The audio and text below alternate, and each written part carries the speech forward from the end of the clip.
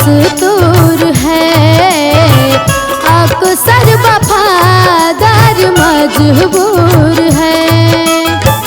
बदलते हैं जमाने के दस्तूर है, अक्सर वफादार मजबूर है।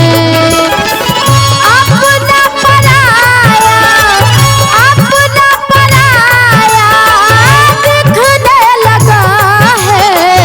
दिखने लगा है, अब प्यार पैसों पे बिकने लगा है, अब प्यार पैसों पे बिकने लगा है।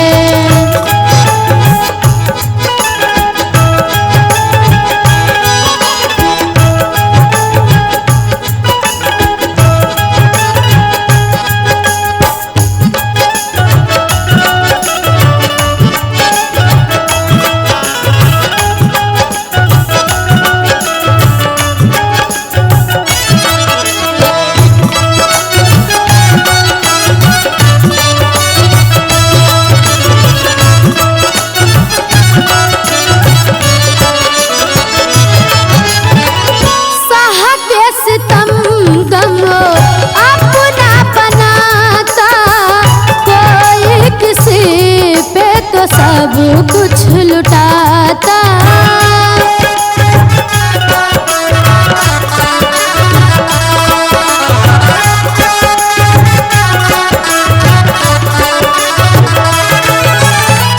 साहा के सितम गम अपना बनाता, कोई किसी पे तो सब कुछ लुटाता, कोई किसी पे तो सब कुछ लुटाता। चाहत का नाम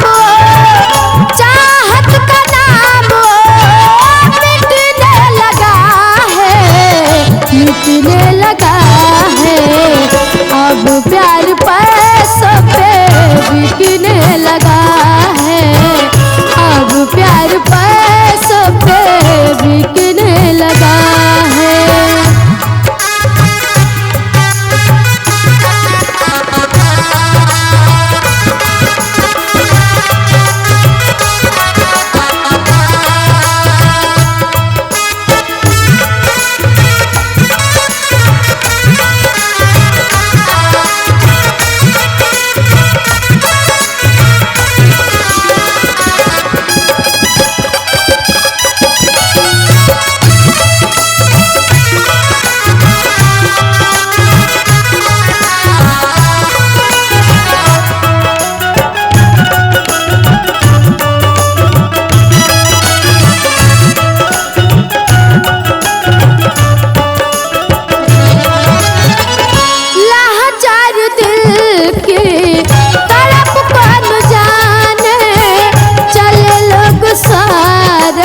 रिश्ता निभाने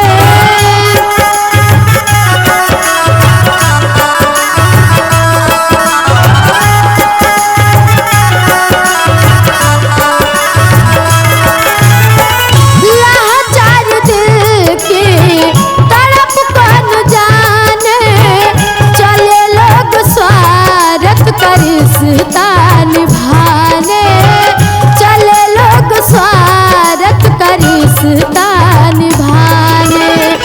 रिश्तों का बंधन